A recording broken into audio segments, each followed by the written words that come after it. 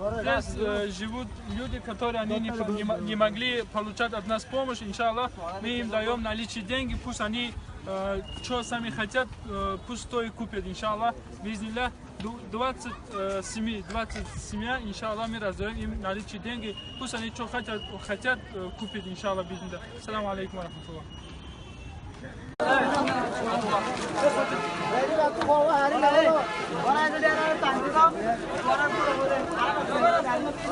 سلام علیکم و رحمت الله و برکاته برادران، پدران و مادران.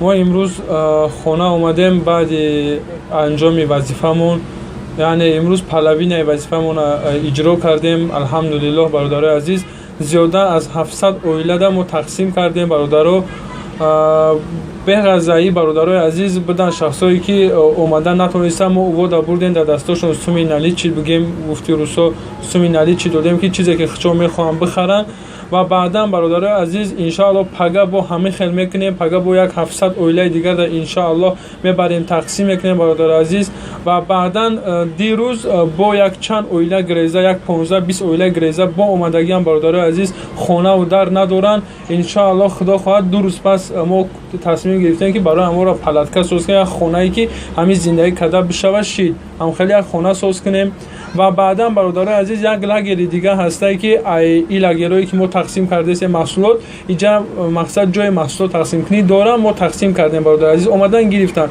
یک لگری دیگه هسته که در اونجا عموما شرایطی تقسیم کردن نیست، ما خانه به خانه میگردیم انشالله در اونجا سوم تقسیم میکنیم. با خاطر همه برادرها با صبر باشیم، با توقع باشیم. ما ویدیو را انشاءالله هر کوتاه کرده میمونم، شما با خبر باشین که کارای ما چه رفته است و بعدا ویدیو که اول تا آخر چه ما سفر کردیم، چی گپ شد، چه تقسیم کردیم، همه او را برادرها در وقتی که مسکو اومدیم انشاءالله میمونم. فقط همین کوتاه شد تماشا کنین، در حقمون دعا کنین. سلام علیکم و رحمت الله و برکاته.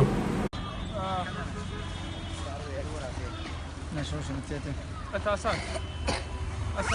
Okay, your mama. Your mother? Of course. Mother?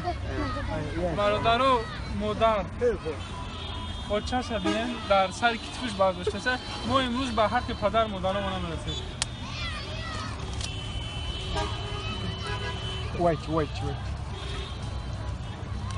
اوه گیگی.